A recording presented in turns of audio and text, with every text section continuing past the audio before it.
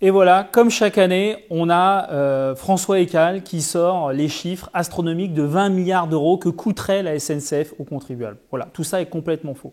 Pourquoi c'est complètement faux? Parce que M. Ekal, il confond tout. Voilà, certains disent il mélange les carottes, les pommes de terre et tout ça. Il mélange des financements que l'État fait dans le réseau ferroviaire. Bon, heureusement qu'il fait des financements dans le réseau ferroviaire. D'ailleurs, ça tombe bien, c'est lui qui est propriétaire. Voilà. Et ça, il dit que c'est une aide à la SNCF. Il mélange les autorités organisatrices, les régions qui financent leur propre matériel, voilà, qui n'appartient pas à la SNCF, qui appartient aux régions. Et d'ailleurs, sur certaines lignes, c'est d'autres entreprises. Voilà. Donc, à force de mélanger et tout mélanger, le but, évidemment, est de grossir le chiffre et dire « Ah, regardez comment la SNCF coûte cher et en plus, ils font toujours grève. » Voilà. Donc, on va faire ces vidéos pour vous expliquer en quoi tout ça est de façon chiffrée et complètement faux. Alors, la SNCF coûte 20 milliards aux contribuables. On vous explique pourquoi c'est faux. Première chose, 9,5 milliards. C'est pourquoi? C'est pour financer les trains de service public. Voilà. Et notamment les trains de service public. Donc, c'est Transilien, TER, les trains d'équilibre du territoire, Intercités, et également pour subventionner le fret. Alors, si on regarde, si on décompose comment ça se passe, par exemple, l'activité TER. Donc, les régions, les 11 régions ont un contrat de service public avec TER. Ça leur coûte, aux 11 régions, en 2023, 3,5 milliards. Mais ce n'est pas 3,5 milliards pour aucune prestation. Qu'est-ce qu'ont eu les activités des régions, les autorités organisatrices, lorsqu'elles ont donné en 2023 3,5 milliards? On a fait la comptabilité, 2,3 millions de trains. C'est pas rien, 2,3 millions de trains. Et 378 millions de voyageurs. Voilà. Donc c'est pas, parce qu'on parle souvent, oui, il y a des prestations de service public, mais on ne voit pas quoi. Voilà. Là, c'est du concret. C'est du sonnant et trébuchant. 378 millions de voyageurs TER en 2023, subventionnés par les régions. Vous prenez au niveau de l'Île-de-France. Là, c'est Transilien. Donc, région Île-de-France Mobilité a financé la SNCF, Transilien, à hauteur de 3,3 milliards d'euros en 2023. Pour ce prix-là, ils ont eu 1,6 million de trains transiliens, ce qui est énorme, et 808 millions de voyageurs transiliens en Île-de-France. C'est énorme.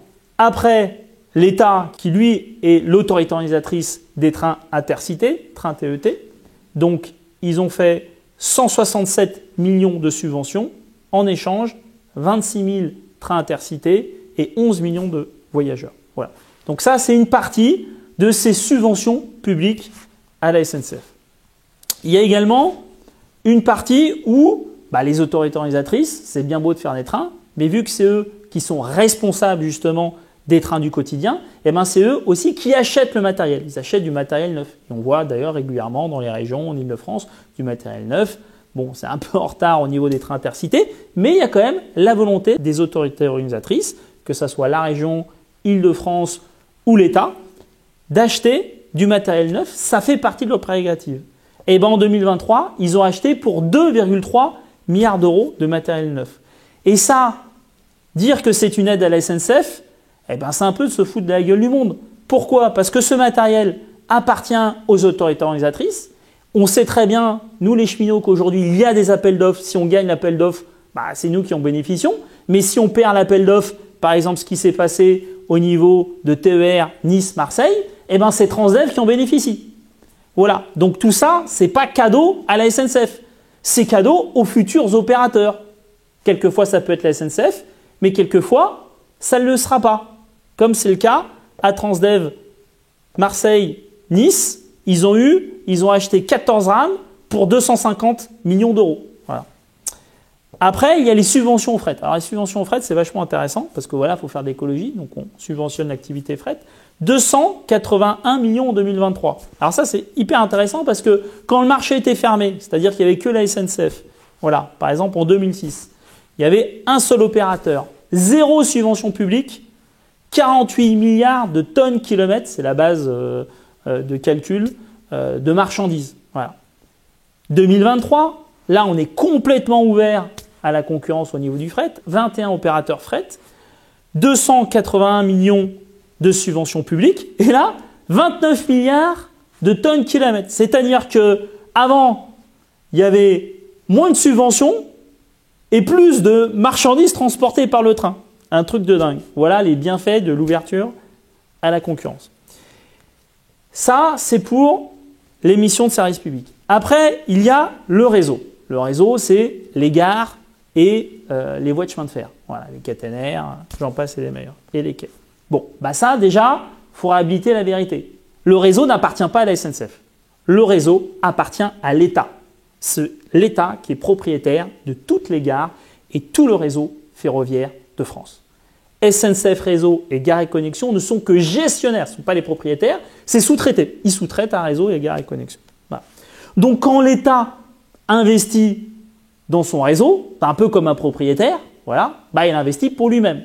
Donc c'est un peu gonflé de dire que lorsqu'il y a des milliards d'euros qui sont donnés pour investir dans le réseau, c'est un cadeau à la SNCF. Non, non, non, pas du tout. C'est un cadeau à l'État qui se fait lui-même, qui est propriétaire, comme l'État est propriétaire des routes, et qui subventionne ces routes. Voilà.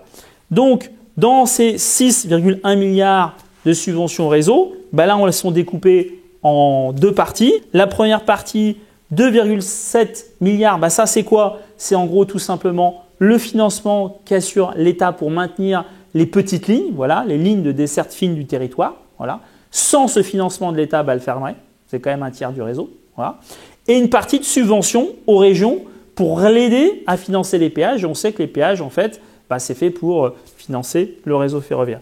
Et la deuxième partie, 4,5 milliards, qui n'est pas tout à fait 4,5, je vais vous l'expliquer, c'est pour entretenir et régénérer le réseau qui appartient à l'État et qui est en plus complètement ouvert à la concurrence, c'est-à-dire que bah, y a Trenitalia, il y a Renfe, il y a DB Cargo Rail, donc tout le monde emprunte aujourd'hui, donc ce n'est pas un cadeau à la SNCF. Voilà.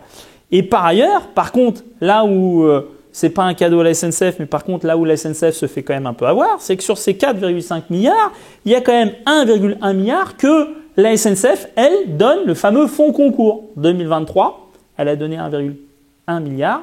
Elle a donné 1,7 milliard en 2024, mais là on est sur les chiffres de 2023. Et ça, ce fonds concours, c'est une taxe spécifique que seule la SNCF paye pour financer un réseau qui ne lui appartient pas parce qu'il appartient à l'État et qui en plus est ouvert à tout le monde, c'est-à-dire dont bénéficient Trenitalia, Renfe, tous les concurrents, les Transdev de la SNCF. Donc là, on voit qu'il y a un peu une distorsion à la concurrence où finalement la SNCF paye un peu pour les autres.